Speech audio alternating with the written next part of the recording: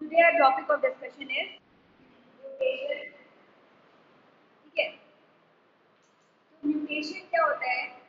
अभी we have to study the next topic, that is Mendelian disorders.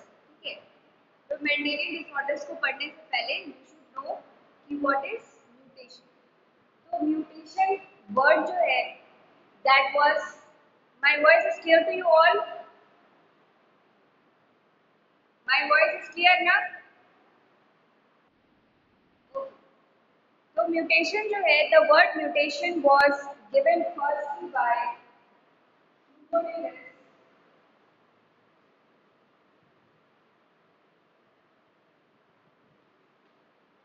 You all are sitting with your copies now. Sit with your copies and pen and just make the whatever I'm teaching, just make that notes. Okay? Now, okay. Anyways, mutation क्या है? Mutation जो word है, that was first used by Hugo de Vries. Hugo de Vries का नाम कहीं और भी सुना होगा. Hugo de Vries ने mute your mics first of all.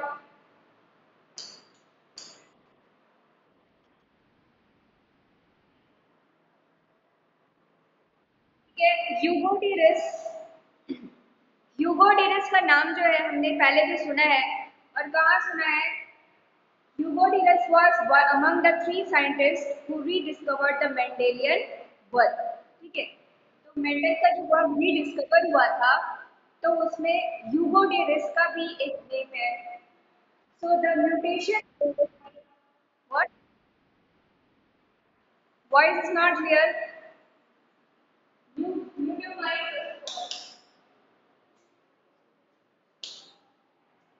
अपने अपने माइक्स म्यूट करो, तब सुनाई पड़ेगा. ठीक है, तो आई वॉज टेलिंग कि म्यूटेशन क्या है. Mutation word was given by a scientist name Hugo de Vries. ठीक है, now what is mutation? The next topic which we have to study is Mendelian disorders. तो मेंडेलियन डिसऑर्डर्स जो है वो क्या होते हैं एक्चुअली में? इससे पहले जो हमने चैप्टर पढ़ा था रिप्रोडक्शन, तो रिप्रोडक्शन में there we had studied one term amniocentesis. ठीक है, एमनियोसेंटोसिस वर्ड जो है वी हैड स्टडीड, उसका मतलब क्या होता है? एमनियोसेंटोसिस में हम क्या कर रहे थे कि we were taking out the fluid of the amnion, ठीक है, ऑफ द डेवलपिंग फीटस, और उसको फिर हम लोग एनालाइज करते थे बाय चेकिंग द सेल कि वो मेल है, मतलब उसमें एक्स क्रोमोसोम है कि वाई. मतलब कि पहला वर्ड क्या है एमनियोसेंटोसिस का? टू चेक द डेटा और to determine the sex of the fetus. दूसरा क्या था?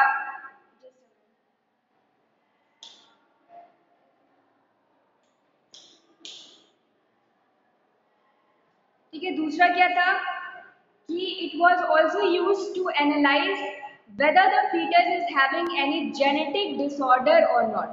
ठीक है, तो to find out कि whether the developing fetus is having a genetic disorder, तो genetic disorder जो है वो कैसे होता है और क्यों होता है? The answer is because of mutation. ठीक है, तो म्यूटेशन को अगर एक लाइन में डिफाइन करना हो तो हम कैसे करेंगे? Mutation is a sudden, or you can say it is a random change in the genetic makeup of an individual. ठीक है, it is a sudden and it is a random change in the genetic makeup of an individual, and that phenomena is known as mutation. ठीक है, तो पहला जो feature है क्या है म्यूटेशन का? It is sudden. Okay, a sudden change.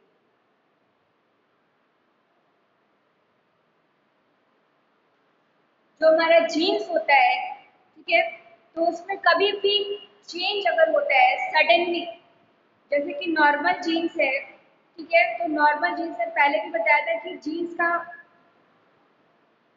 का फंक्शन क्या होता है? One gene is responsible for production of one protein. ठीक है, तो अगर किसी एक जीन में मान लो कोई चेंज हो गया, मान लो कि एडेनिन की जगह थायमीन का जो है सब्स्टिट्यूशन हो गया, ठीक है, तो क्या होगा कि जो जेनेटिक कोड था जिससे कोई एक पर्टिकुलर प्रोटीन बननी थी, वो प्रोटीन अब नहीं बनेगा, बट क्या होगा उसकी जगह दूसरा प्रोटीन का फॉर्मेशन होगा। तो वो दूसरा प्रोटीन जो का फॉर्मेशन होगा वो यूजफुल भी हो सकता है और वो हार्मफुल भी हो सकता है। ठीक है, तो इसका मतलब क्या है कि जो म्यूटेशन है that is a sudden change plus ये पूरे जीन्स में या पूरे क्रोमोसोम्स में कहीं भी हो सकता है, कभी भी हो सकता है, कहीं भी हो सकता है। So that means second is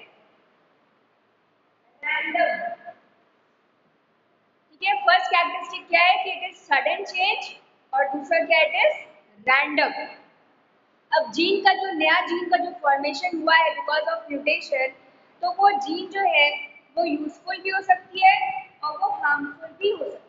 ठीक है, that means the third characteristic is it can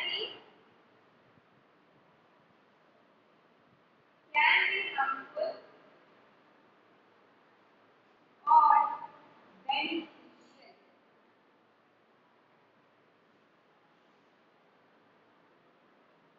ठीक है,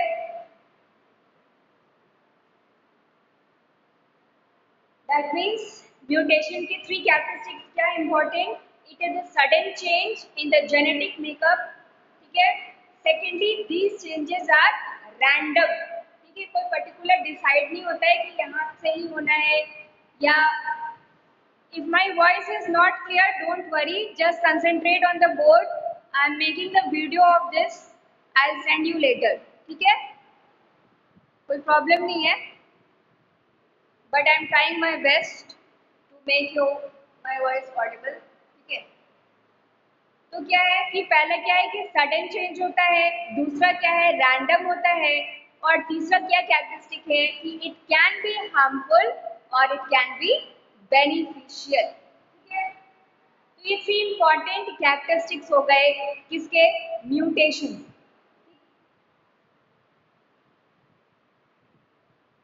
You have written this, just notice down all the 3 points। Have you noted? Note these 3 points, these are the characteristics of mutation। ठीक है, उसके बाद the fourth characteristic is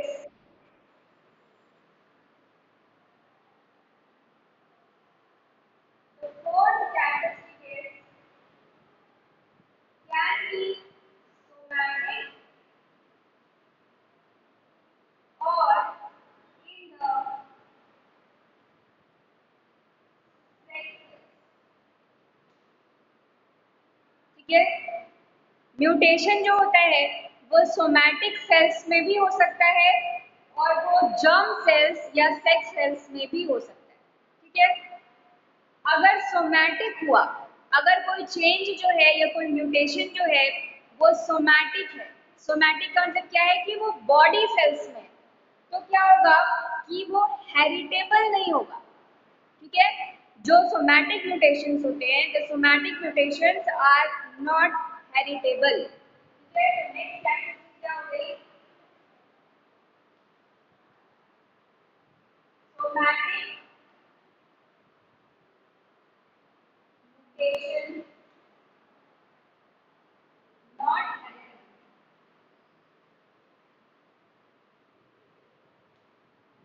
ठीक है, somatic mutation जो होगा वो क्या होगा, it will not B heritable.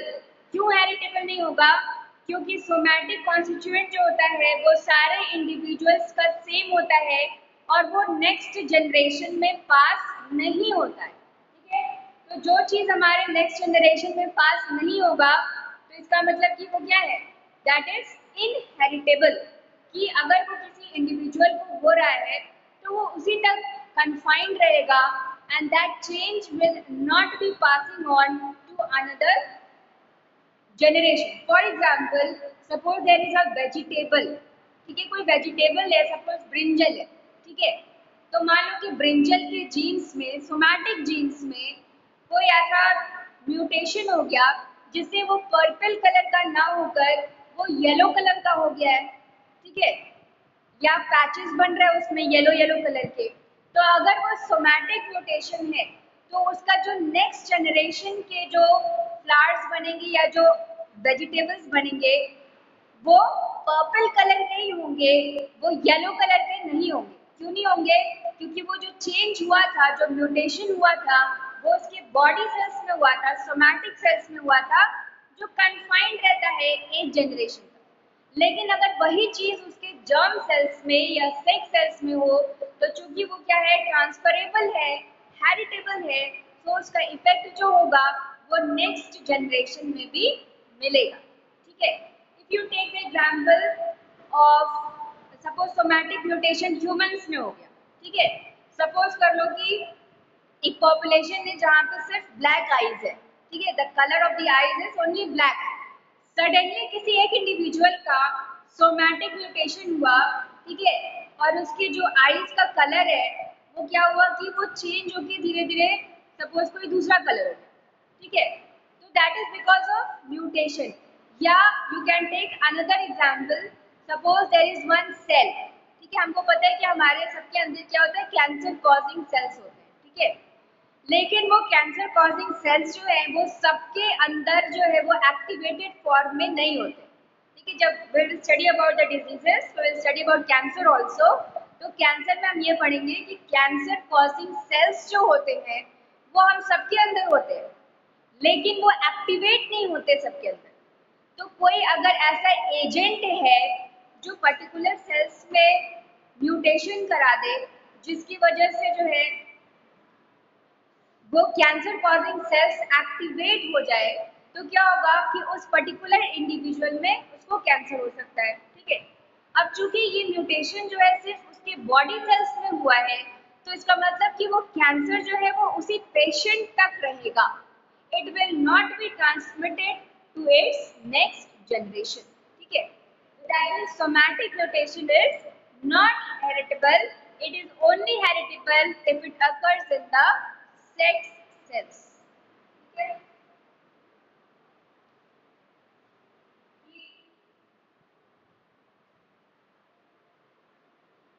Mutation in sex cells are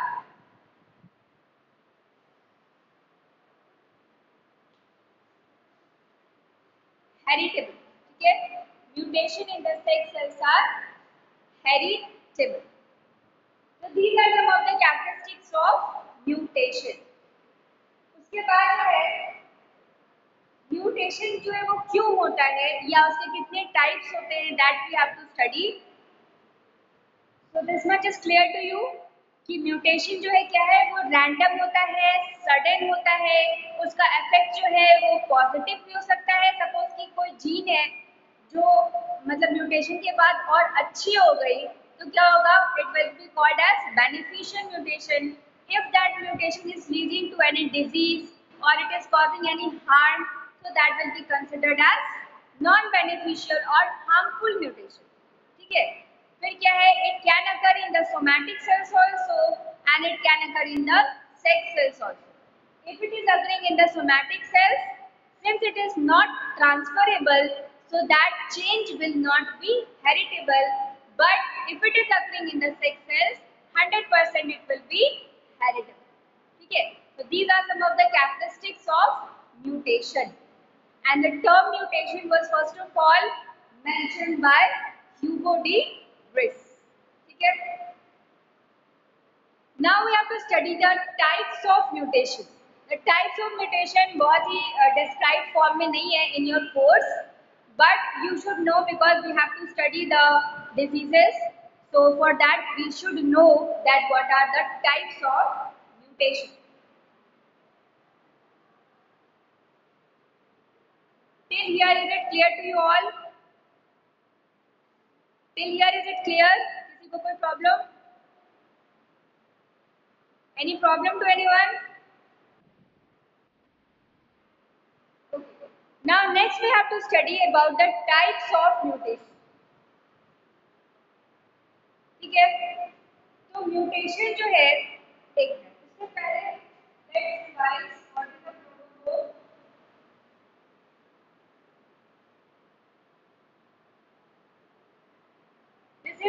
structure of a chromosome. ठीक है, पहले भी बताया था कि the chromosomes they are the bearers of genes, क्योंकि जो जीन्स है वो हमारे कहाँ पे एसोसिएटेड होते हैं, ऑन द क्रोमोसोम्स। ठीक है, तो these are chromosomes which have genes। ठीक है, क्रोमोसोमल थ्योरी ऑफ इनहेरिटेंस में वी हैड स्टडीड कि genes are borne on the chromosomes. Actually इसका जो मेन प्रोसीजर है that you will be able to understand in the next chapter when we study the structure of a DNA. ठीक है, but basically in short I will tell you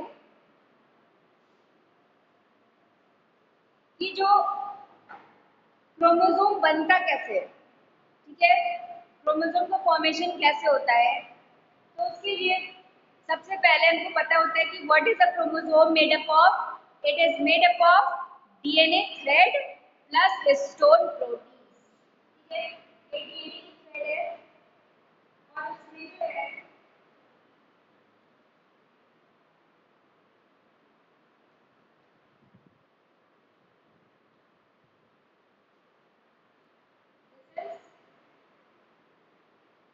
DNA thread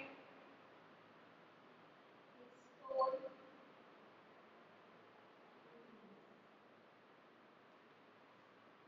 DNA thread and histone proteins, इन्हीं दो चीजों से मिलकर पूरा chromosome बनता है। ठीक है, ये डीएनए थ्रेड जो है वो हिस्टोन प्रोटीन्स में ऐसे कॉइल्ड होते हैं, फिर ये स्ट्रक्चर सुपर कॉइल होता है और कॉइलिंग होती है और फाइनली क्या बनता है, it leads to the formation of a chromatin thread. ठीक है, क्रोमैटिन। ठीक है, क्रोमैटिन जो है अगर उसको हम माइक्रोस्कोप पे ऑब्जर्व करें तो वो कैसा दिखता है, वो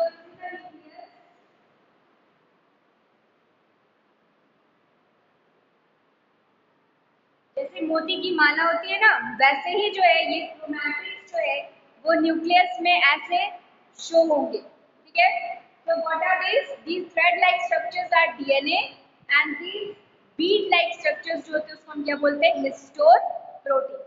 तो डीएनए और हिस्टोन का ही जो फॉर्मेशन है, कॉइलिंग स्ट्रक्चर है, उसको हम क्या बोलते हैं, क्रोमैटिन।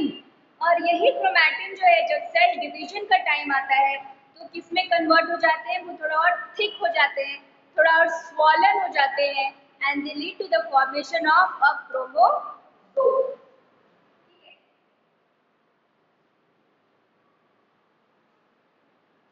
तो पहले क्या है कि ये डीएनए थ्रेड है, हिस्टोन प्रोटीन है which forms the chromatin and these chromatin swell to form chromosomes। ठीक है, इतनी बात समझ में आई। नेक्स्ट थिंग इज कि डीएनए किसका बना होता है,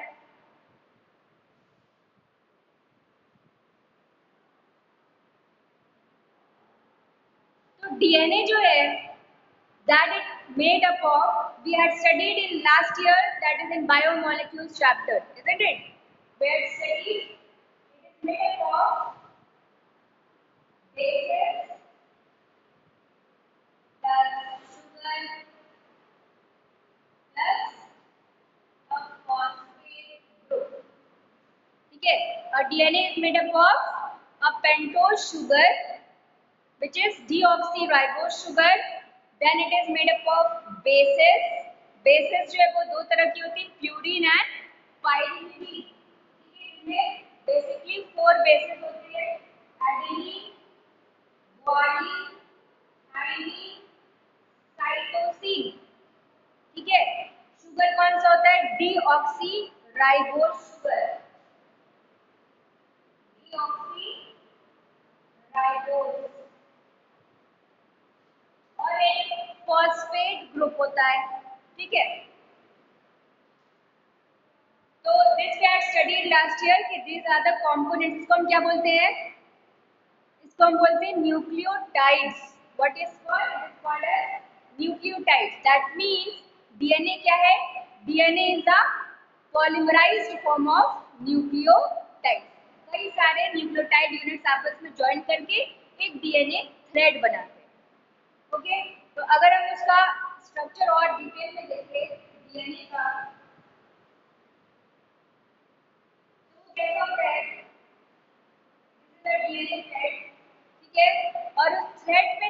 कई सारे बेसेस लगे होते हैं, ठीक है।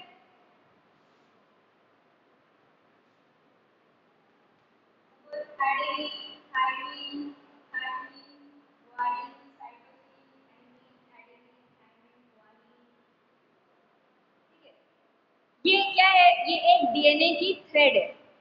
It is a thread of DNA which is made up of different types of basis, ठीक है। ये सब हम नेक्स्ट चैप्टर में पढ़ेंगे, it is just for introduction कि डीएनए किसका बना होता है। It is made up of basis, it is made up of sugar and a phosphate, ठीक है। तो हमको पता होना चाहिए कि जो डीएनए है, ठीक है, जिसको हम क्या कह रहे हैं, डीएनए की एक छोटी यूनिट को हम क्या बोलते हैं, जीन बोलते हैं।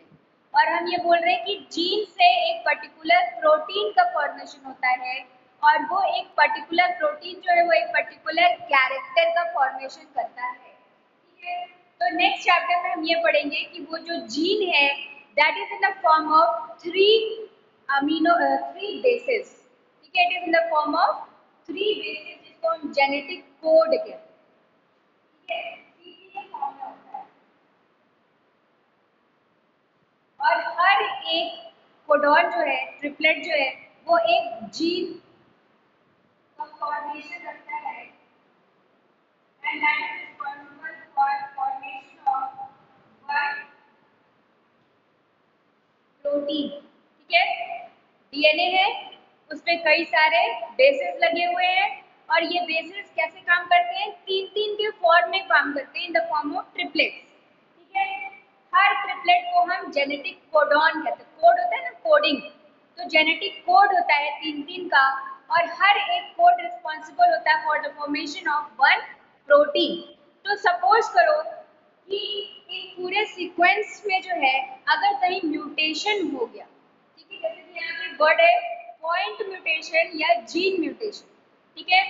सपोज कि यहाँ पे एक म्यूटेशन हो गया और ये जो टी बेस है वो डिलीट हो गया, ठीक है। Suppose this T is deleted, तो अब जो इसको जीन, ये जो जीन था एटीटी जो एक पर्टिकुलर प्रोटीन बनाता, अब क्या होगा, वो प्रोटीन का फॉर्मेशन नहीं होगा। क्यों नहीं होगा, क्योंकि यहाँ पे एक जो बेस था वो डिलीट हो चुका, ठीक है।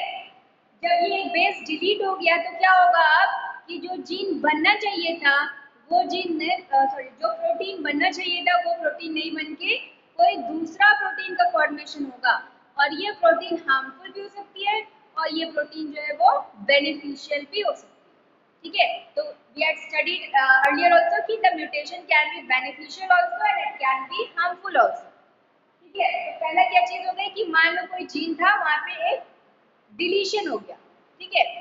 दूसरा क्या है कि जो डिलीशन हो के मान लो यहाँ पे कोई दूसरा बेस आ गया, यहाँ पे जी आ गया, टी था पर अब जी आ गया ड्यू टू म्यूटेशन। जैसे कि सिकल सेल एनीमिया में मैंने बताया था कि 6th क्रोमोसोम के सीक्वेंस में ग्वानिन की जगह वैलिन का फॉर्मेशन होने लगता है, ठीक है।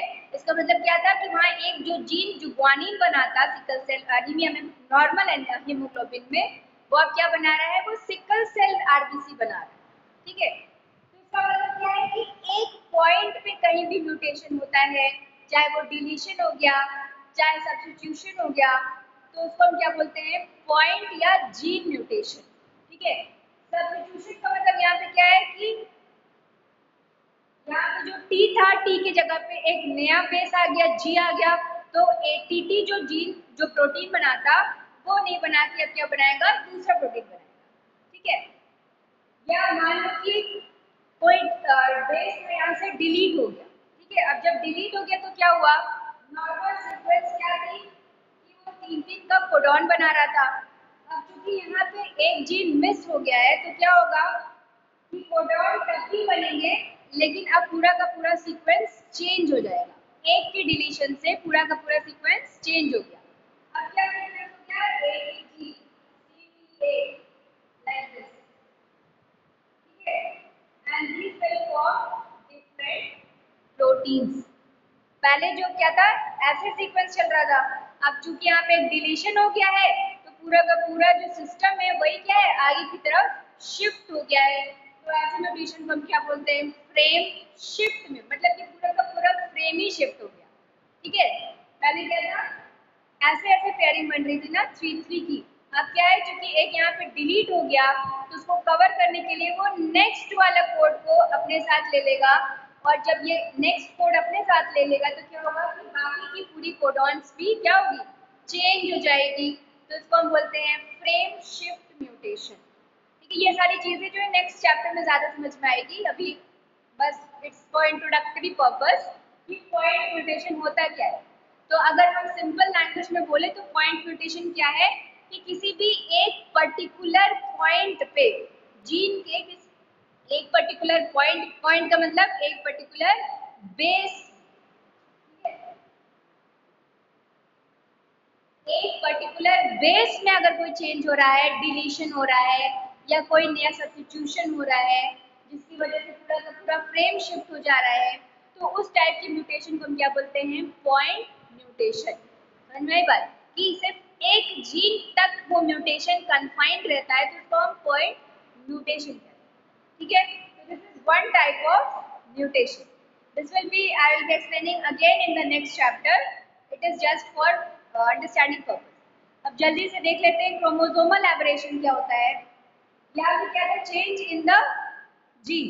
यहाँ पे क्या है, change in the chromosome structure और change in the chromosome number. ठीक है, चेंज इन द स्ट्रक्चर और चेंज इन द नंबर। तो अगर क्रोमोसोम के स्ट्रक्चर में चेंज होगा तो उसको हम क्या बोलेंगे, स्ट्रक्चरल एबरेशंस। एबनॉर्मेलिटी का दूसरा वर्ड यहाँ पे क्या है, या म्यूटेशन का यहाँ पे सिनोनिम सही है एबरेशंस। ठीक है, तो क्रोमोसोम के अगर स्ट्रक्चर में अगर चेंज आता है तो उसको हम स्ट्रक्चरल एबरेशन कहेंगे, और अगर उसके नंबर में चेंज आ रहा है तो हम उसको न्यूमेरिकल एबरेशन कहते हैं। ठीक है, स्ट्रक्चरल एबरेशन में दो तरह के होते हैं, इंसर्शन और ट्रांसलोकेशन। ठीक है, इंसर्शन का मतलब क्या हो गया कि सपोज दो क्रोमोसोम है,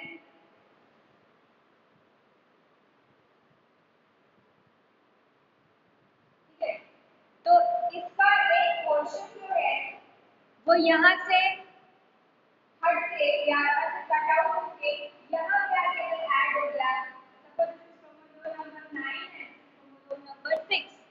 ठीक है, this is chromosome number 9, chromosome number 6। तो इसका एक फ्रैगमेंट अगर टूट कर यहाँ से कट करके दूसरे क्रोमोसोम के कहीं पे इंसर्ट हो गया तो क्या होगा, इस टाइप की म्यूटेशन को हम क्या बोलते हैं, इंसर्शनल म्यूटेशन। क्योंकि अब यहाँ पे क्या है, ये जो लॉन्ग क्रोमोसोम था वो क्या हो जाएगा, शॉर्ट हो जाएगा, यानी कि इसके स्ट्रक्चर में चेंज आया है। और ये शॉर्ट क्रोमोसोम था, इसमें एक ना फ्रैगमेंट ऐड हो गया, इसका मतलब क्या हुआ कि इसका थोड़ा सा साइज या स्ट्रक्चर में अगेन चेंज आया। तो इसको क्या बोलते हैं हम, इंसर्शनल एबरेशन। ठीक है, दूसरा क्या है, ट्रांसलोकेशन। ट्रांसलोकेशन की हम इसे समझ सकते हैं कि जो है सपोज इसका कोई सेगमेंट जो है वो यहाँ आ गया और इसका जो सेगमेंट है वो यहाँ आ गया, ट्रांसलोकेट हो गया। ठीक है, इसका कुछ पार्ट जैसे कि कहाँ होता है, क्रॉसिंग ओवर में होता है। ठीक है, तो क्रॉसिंग ओवर क्या है, वो तो जनरल चीज है, मतलब कि it happens at the time of cell division.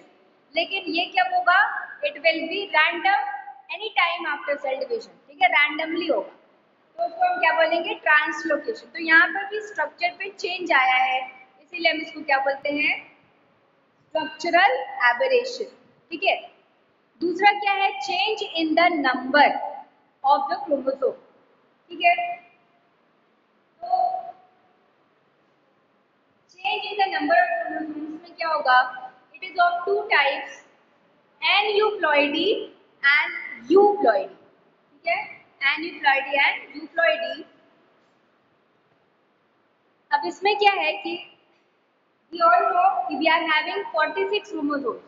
ठीक है, तो क्या होगा, 23 पेयर्स ऑफ क्रोमोसोम्स होते हैं हमारे अंदर, इसका मतलब कि 22 ऑटोसोम्स है, और जो है 1 पेयर होता है वो क्या है, that is the sex chromosome. ठीक है, तो इसका मतलब ये हुआ कि अगर कोई एक एक्स्ट्रा क्रोमोसोम ही पूरा ऐड हो गया या एक पूरा सेट ऑफ क्रोमोसोम ऐड हो गया तो वहां पे क्या होगा कि जो ओरिजिनल नंबर है क्रोमोसोम्स का वो डिस्टर्ब हो जाएगा ना। तो उस चेंज को हम क्या बोलेंगे, न्यूमेरिकल एबरेशन या क्रोमोसोमल एबरेशन का न्यूमेरिकल एबरेशन। ठीक है, समझ में आई बात। पहले हम क्या कह रहे थे कि chromosomal aberration can be of two types, it can B structural aberration and it can B numerical aberration. ठीक है, स्ट्रक्चरल एबरेशन का मतलब क्या था कि उसके स्ट्रक्चर में कोई चेंज आया, एक क्रोमोसोम के स्ट्रक्चर में चेंज आता है तो हम उसको स्ट्रक्चरल बोलते हैं। और अगर कोई भी क्रोमोसोम, एक पूरा का पूरा क्रोमोसोम ऐड हो गया अचानक से, ठीक है, या पूरा का पूरा सेट, सेट का मतलब क्या हुआ कि अगर कोई ऑर्गेनिज्म डिप्लॉयड है यानी कि 2n है तो अचानक से पूरा का पूरा सेट ही ऐड हो गया और वो क्या हो गया, 3n हो गया यानी कि ट्रिप्लॉयड हो गया। या मान लो कोई ट्रिप्लॉयड ऑर्गेनिज्म है उसमें एक और सेट ऐड हो गया, वो टेट्राप्लॉयड हो गया। ठीक है, तो इंस्टेड ऑफ 2n क्या हो गया, 3n हो गया या वो 4n हो गया। तो जब पूरा का पूरा सेट ऐड हो जाए, एक अचानक से पूरा का पूरा सेट का फॉर्मेशन हो जाए तो that type of change is known as euploidy. ठीक है, मींस प्लॉइडी मींस क्या होता है, that is the number of set of chromosomes और यू मतलब होता है ट्रू, यानी कि पूरा का पूरा सेट ही ऐड हो गया तो हम उसको क्या बोलेंगे, यूप्लॉइडी। ठीक है, एनयूप्लॉइडी में क्या होता है कि कोई जो नॉर्मल सेट है क्रोमोसोम का उसमें से सिर्फ एक क्रोमोसोम हट गया या एक क्रोमोसोम ऐड हो गया। फॉर एग्जाम्पल कि हमारे पास मान लो 2n क्रोमोसोम्स है, उसमें से कोई एक क्रोमोसोम मिस हो गया या ड्यू टू म्यूटेशन डिलीट हो गया पूरा का पूरा क्रोमोसोम ही, तो उस कंडीशन को हम बोलते हैं मोनोसोमी। सोमी मीन्स डिडक्शन, खत्म हो गया। ठीक है, sorry somy means related to chromosomes. ठीक है, और मोनो का मतलब क्या हुआ कि यहाँ पे एक क्रोमोसोम्स डिडक्ट हो गया, टोटल सेट में से सिर्फ एक क्रोमोसोम डिटेक्ट, यानी कि अगर 46 क्रोमोसोम था तो कितना हो गया, 45। समझाई बात। नलीसोमी का मतलब क्या हुआ कि दो क्रोमोसोम्स डिलीट हो गए। ट्राइसोमी का मतलब क्या हुआ कि 46 थे लेकिन एक एडिशनल अपने आप पता नहीं कहां से ऐड हो गया तो वो ट्राइसोमी हो गया। टेट्रासोमी में कि 2 क्रोमोसोम्स अपने आप ऐड हो गए। ठीक है, टोटल सेट में 2 क्रोमोसोम ऐड। तो यहाँ पे रिप्रेजेंटेशन के मेथड से पता चल सकता है कि व्हाट इज द डिफरेंस। इसमें क्या है, टोटल में ऐड और सब्ट्रैक्ट हो रहा है और इसमें क्या है कि पूरा का पूरा सेट ही ऐड हो रहा है या सब्ट्रैक्ट हो रहा है। कोई ऑर्गेनिज्म डिप्लॉयड था वो अचानक से हैप्लॉयड हो गया, या कोई ऑर्गेनिज्म हैप्लॉयड था उसमें म्यूटेशन हुआ और वो टेट्राप्लॉयड हो गया, मतलब कि उसमें नंबर ऑफ सेट्स जो है वो 4 गुना 4 टाइम्स बढ़ गए। ठीक है, so this is the difference between aneuploidy and euploidy. Just note this down, all the types of mutation note it down क्योंकि ये जितने भी टाइप्स है ना that will come in Mendelian disorders. ठीक है, मेंडेलियन डिसऑर्डर्स में मोस्टली ये सारी चीजें आती हैं, be starting in our next class. ठीक है, तो एनयूप्लॉइडी का मतलब फिर से अगर हम रिवाइज करें म्यूटेशन को तो क्या हो गया कि म्यूटेशन जो है दो तरह के हो सकते हैं, chromosomal and point mutation. Point mutation का मतलब क्या है कि किसी पर्टिकुलर